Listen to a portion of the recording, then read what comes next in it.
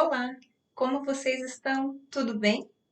A aula de hoje será uma sequência da aula passada sobre avaliação de desempenho. Na aula passada, verificamos algumas avaliações no método tradicional. Hoje, veremos 4 avaliações no método moderno, que são avaliação participativa por objetivo, avaliação 360 graus, avaliação pelo método misto e autoavaliação. Claro, existem outras avaliações de desempenho também consideradas pelo método moderno, mas a aula de hoje será sobre essas 4 avaliações. Vamos lá?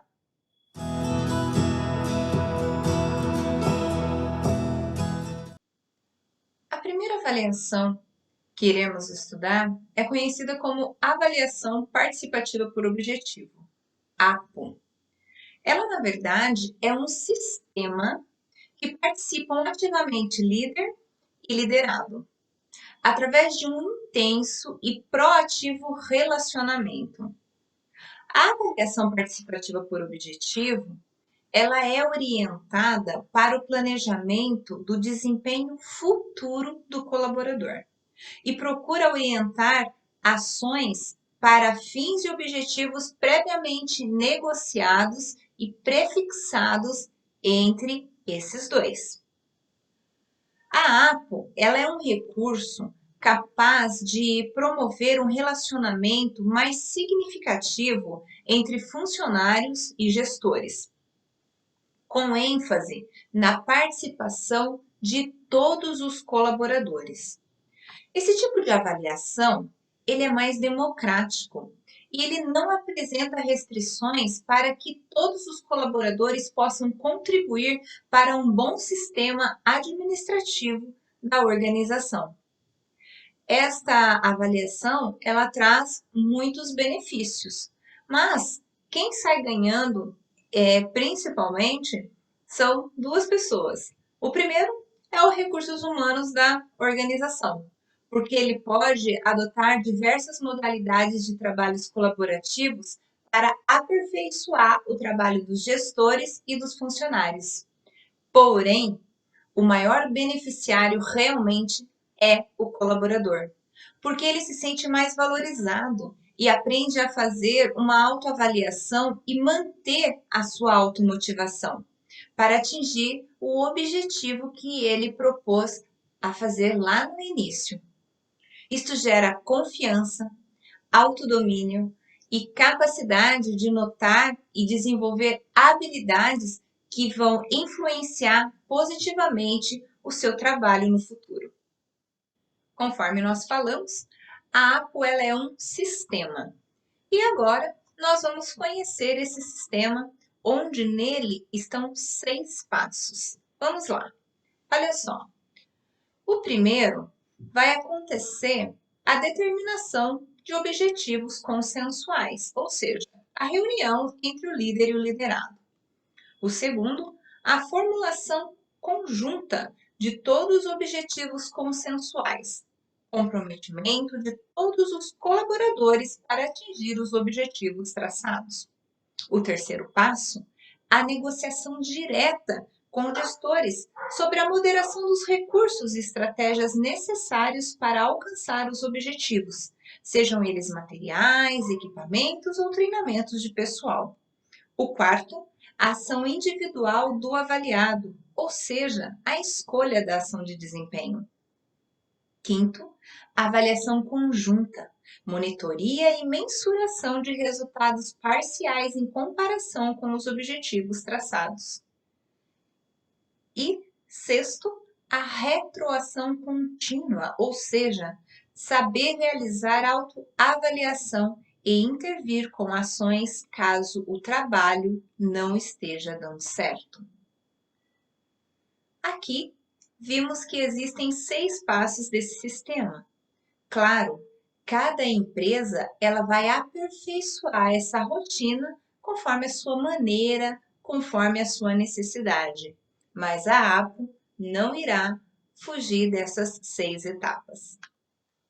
Como toda avaliação de desempenho, a APO também possui várias vantagens. Vamos aqui citar 4 delas. A primeira é que concentra a atenção sobre as principais áreas de eficácia organizacional. A segunda identifica progresso nas áreas problemas em direção ao alcance dos objetivos. O terceiro melhora o controle da informação e dos padrões de desempenho. E o quarto identifica necessidades de treinamento e propicia ambientes de crescimento pessoal e autodisciplina.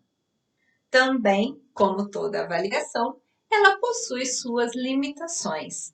Vamos aqui citar 3, sendo a primeira o fenômeno taxa de objetivos. Ou seja, quando recompensas elas são baseadas nas avaliações de desempenho, os funcionários eles adotam uma orientação de racionalidade econômica para com os objetivos. Isto é, eles tentam estabelecer os níveis de mais baixo de objetivos para poder alcançá-los. Um segundo ponto seria a estruturação de avaliação de desempenho, com ênfase no alcance dos objetivos de cada participante que a APO traz. Isso acaba provocando uma preocupação mais individual do que uma preocupação com o grupo, com o coletivo. E uma terceira é ênfase nas realizações de curto prazo. Ou seja, quando o resultado das avaliações de desempenho, elas são usadas para decisões pessoais, como por exemplo, pagamento, prêmios, méritos, promoções, essas decisões elas são tomadas em períodos anuais. Então, a organização, se ela for também se utilizar desta avaliação para isso, ela tem que estabelecer objetivos de curto prazo. Agora, nós vamos aprender uma segunda avaliação de desempenho.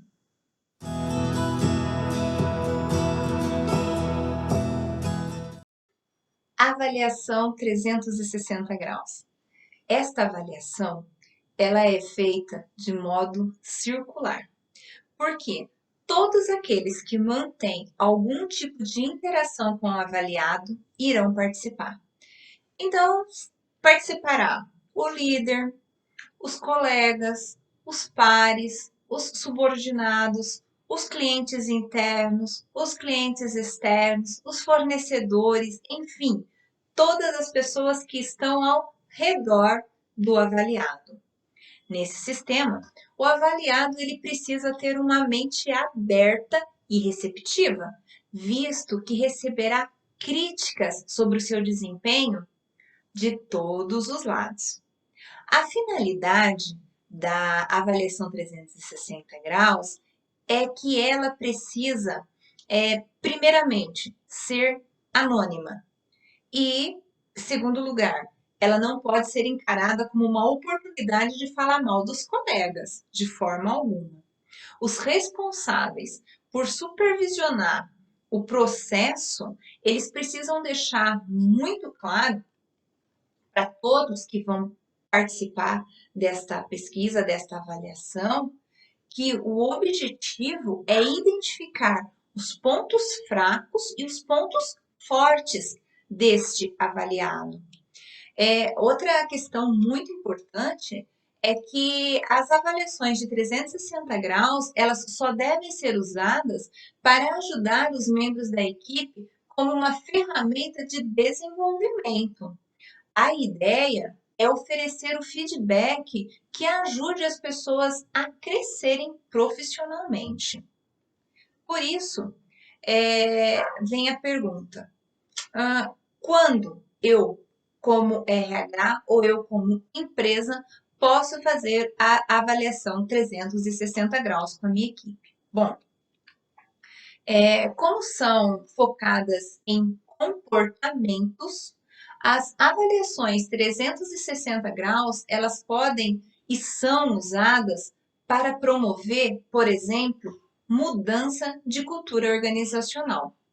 ou quando a empresa ela precisa alcançar uma estratégia de negócio muito específica.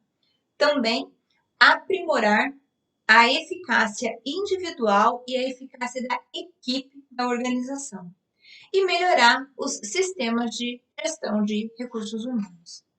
Fica claro, portanto, que uma das primeiras etapas ao decidir conduzir um exercício da avaliação de 360 graus é identificar os comportamentos que fazem a diferença na sua organização. Outro fator importante para decidir se deve usar a avaliação 360 graus é que o sujeito da avaliação ele precisa realmente acreditar no processo. O funcionário que estiver sendo avaliado, ele precisa se comprometer em usar os resultados de maneira construtiva e aproveitar a oportunidade de se desenvolver como profissional e como pessoa. Afinal, trata-se de uma oportunidade rara que os funcionários terão de ouvir as opiniões de todos os colegas sobre a própria participação dentro da equipe. Como aplicar uma pesquisa 360 graus na organização? Antigamente, para que realizasse esta avaliação, realmente era um processo complexo e caro. Muitas vezes, inclusive, precisava envolver consultores externos e ocupava um tempo muito grande da organização. No entanto, com as tecnologias e pesquisas online que temos hoje em dia, a aplicação dessa ferramenta ficou bem mais eficaz. Isto significa que agora podemos usar essa ferramenta eficaz mais vezes e por mais pessoas para aumentar a colaboração e a cooperação da equipe. Mas, para que a gente possa fazer isso de uma forma realmente adequada para que surta os efeitos desejados, temos que cumprir com 4 principais etapas. Cada empresa tem a sua realidade, mas ela não vai poder fugir de, primeiro, treinar e sensibilizar os integrantes da empresa. Se a empresa apenas distribuir os questionários de avaliação de 360 graus e não dispor um treinamento de como realmente preencher corretamente esses formulários, nós vamos ter como retorno respostas totalmente inadequadas. E é preciso também mostrar a importância da avaliação e que ela é um instrumento de melhoria profissional. Um segundo passo é a aplicação dos questionários da avaliação de 360 graus. O ideal é que essa avaliação seja feita em plataformas online ou sistema realmente adequado de avaliação. Hoje em dia, temos muitas ferramentas, inclusive gratuitas. Um terceiro passo é a análise dos resultados. Depois de tabulados e analisados pela ferramenta que foi aplicada essa avaliação, os resultados individuais só podem ser divulgados para o interessado e para o seu líder imediato. Os funcionários que participaram dessa pesquisa, eles não irão saber.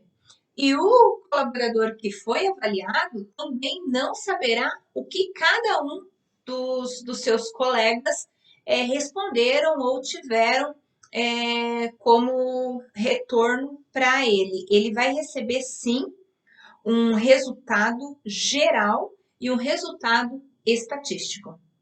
E o quarto ponto é o feedback e o plano de melhorias.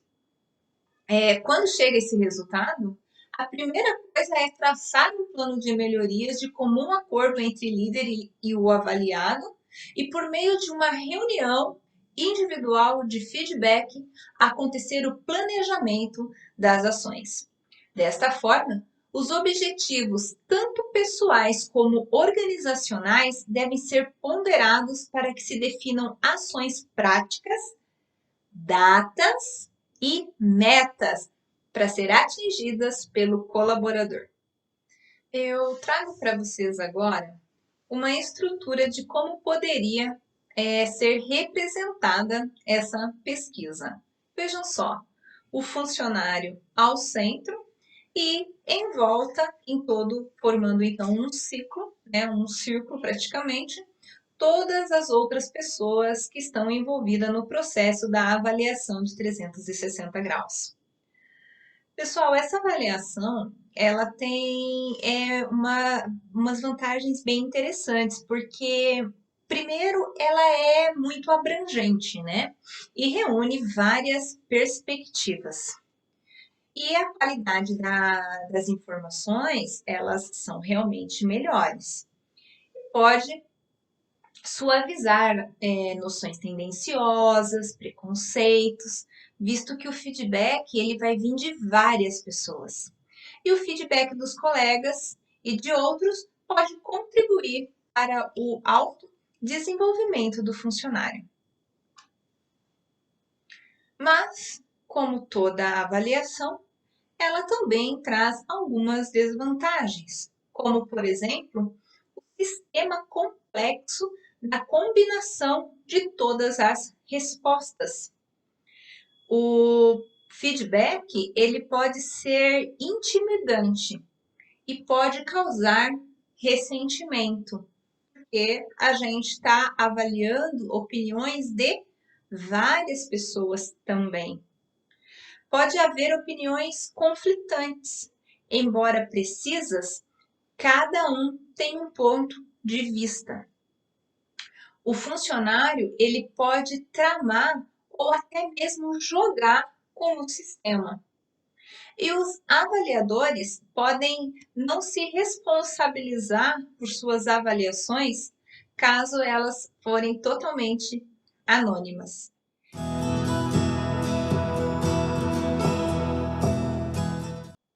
Um outro método de avaliação de desempenho é conhecido como método misto. É utilizado nas empresas das quais existe uma complexidade de cargos, sendo necessário para uma perfeita avaliação de desempenho a utilização de mais de um método do conjunto de avaliações.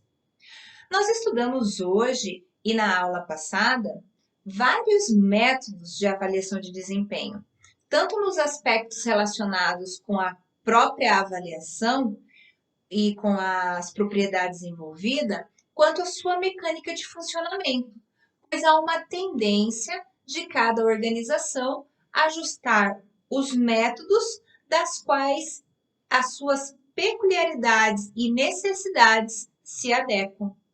Então, muitas vezes, as organizações elas utilizam um método de avaliação para RH, um outro método de avaliação para a parte de supervisão, um outro método para a parte de gestor e assim por diante.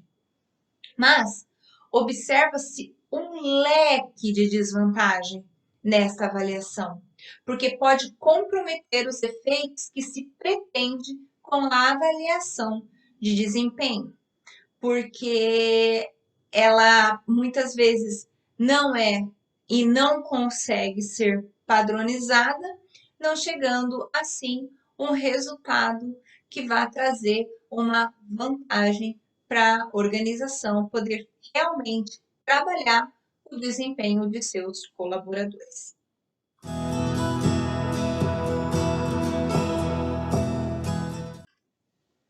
Vamos estudar o último método de avaliação de desempenho da aula de hoje, que é conhecido como autoavaliação.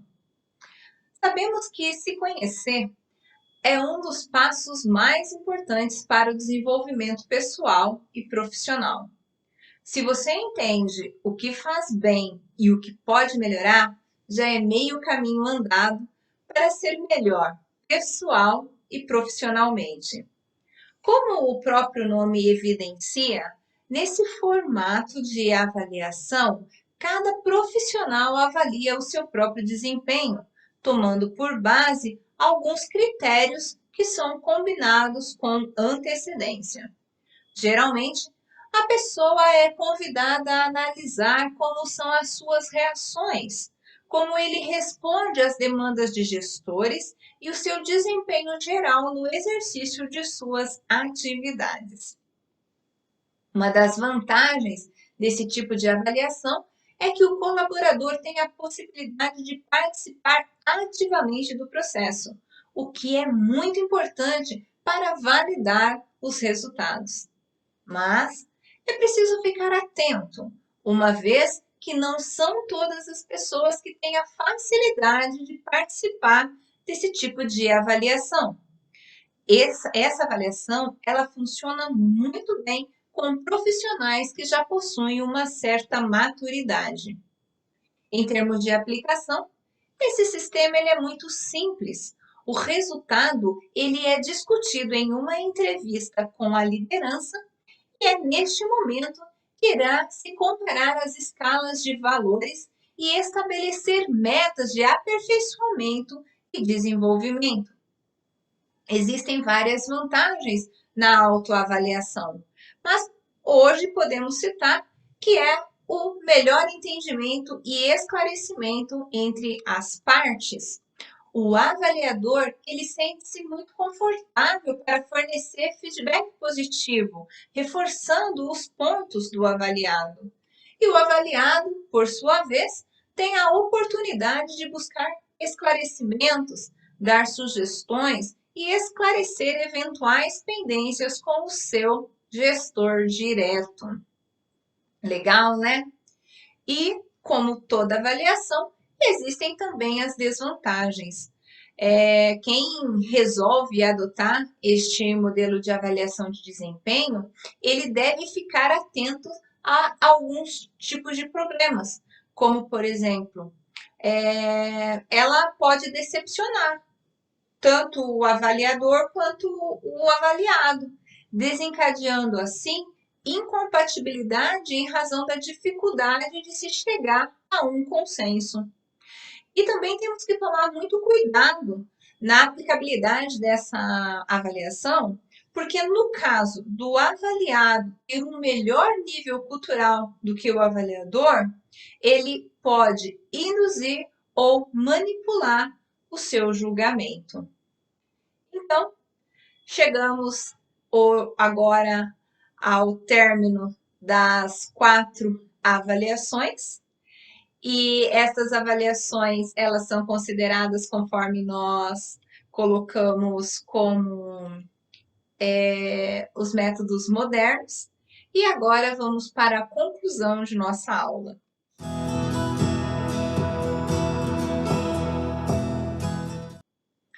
Chegamos então ao fim da nossa aula sobre avaliação de desempenho. Nessa aula e na aula anterior, aprendemos o conceito da avaliação de desempenho. Entendemos como ela funciona, quais são os pontos básicos a serem observados antes de implantar uma avaliação de desempenho e quais os resultados obtidos com a sua aplicação. Compreendemos como o processo de avaliação e o feedback são importantes para o desenvolvimento do avaliado.